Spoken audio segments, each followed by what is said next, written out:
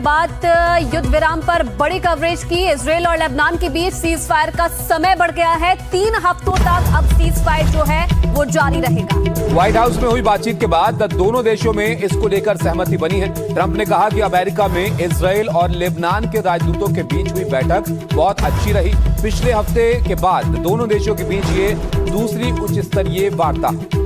शुरुआती 10 दिवसीय युद्ध विराम जो पिछले शुक्रवार से प्रभावी हुआ था, सोमवार को समाप्त होना था। अब 3 हफ्तों तक सीज फायर जारी रहेगा। ये नया ऐलान व्हाइट हाउस की वार्ता के बाद युद्ध विराम पर सहमति बन गई है। इजरायल और लेबनान के बीच जो सीज फायर था वो बढ़ गया है, जिसके चलते जो कई लोग हैं अब उन्होंने राहत की सांस ली है।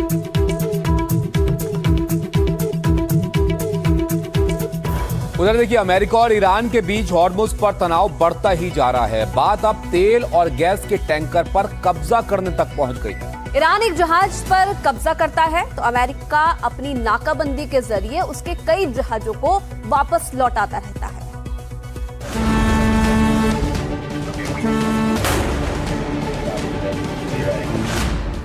$33 किलोमीटर का एक जलमार्ग दुनिया के तेल गैस की सप्लाई के लिए इतना बड़ा संकट बन जाएगा, कोई नहीं जानता था। क्योंकि जो जंग पहले मिसाइल और ड्रोन के साथ शुरू हुई थी, वो बढ़ते बढ़ते हॉर्मुज़ में घेराबंदी तक पहुंच गई और अब तो टैंकरों पर कब्जे भी शुरू हो चुके हैं। पहले अमेरिका ईरान के टुस्का जहाज पर हमला कर दिया तो जवाब में ईरान ने 3 मालवाहक जहाजों पर फायरिंग की और 2 को जब्त कर लिया। इसके बाद अमेरिका ने फिर पलटवार करते हुए मैजेस्टिक एक्स नाम के एक ऑयल टैंकर को जब्त कर लिया। ये 3 घटनाएं बता रही हैं कि ईरान और अमेरिका के बीच युद्ध विराम का ये समय काटना दुनिया के लिए कितना मुश्किल होने वाला है। खुद ट्रंप कह रहे हैं कि वो फिलहाल समाधान के मूड में नहीं है। I took the country out militarily in the first 4 weeks. I took it out militarily. Now all we're doing is sitting back and seeing what deal. And if they don't want to make a deal, then I'll finish it up militarily with the other 25% of the targets. उधर Israel तो Trump से भी ज्यादा तैयारी करके बैठा हुआ है। इजराइल पहले ही कह चुका है कि ईरान के साथ उसकी जंग अभी खत्म नहीं हुई है और अब तो उसे बस अमेरिका की ओर से हरी झंडी का इंतजार है। ישראל ערוכה לחידוש המלחמה מול איראן. צה"ל ערוך בהגנה ובהתקפה ומטרות מסומנות.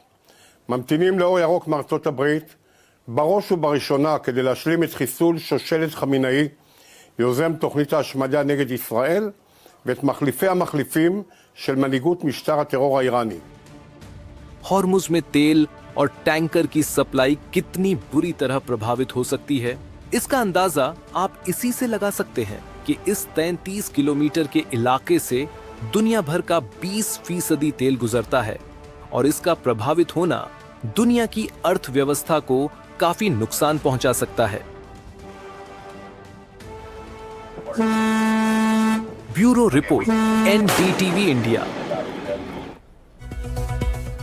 उधर हॉर्मुज़ संकट के बीच एक और बड़ी खबर सामने आ रही है। अमेरिकी मीडिया के हवाले से ये रिपोर्ट मिल रही है कि एक और अमेरिकी विमान वाहक पोत USS George H.W. Bush Iran के नजदीक पहुंच गया है। ट्रंप ने ताजा बयान में कहा है कि वो युद्ध को खत्म करने की जल्दबाजी में नहीं है और अमेरिका के तीसरे युद्धपोत के पहुंचने का मतलब ये है कि ये संकट और गहरा होने वाला है। तो हॉर्मुज़ को लेकर पहले ही दोनों देशों के बीच में लगातार जो है वो तनाव बढ़ता ही जा रहा है और इस बीच डोनाल्ड ट्रंप ने ये भी बयान दे दिया है कि वो युद्ध को खत्म करने की जल्दबाजी में नहीं है और अमेरिका के तीसरे युद्धपोत के पहुंचने का मतलब ये समझा जा रहा है कि जो संकट है, जो महायुद्ध है, वो और गहरा अब आगे आने वाले दिनों में हो सकता है।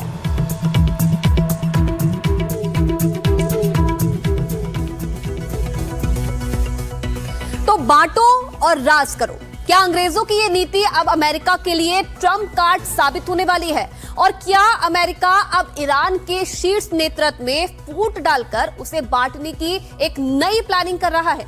ये हम इसलिए कह रहे हैं क्योंकि ट्रंप ने एक इंटरव्यू में ऐसा दावा कर दिया जिसे गलत साबित करने के लिए ईरान के शीर्ष नेतृत्व को खुद सामने आना पड़ा है।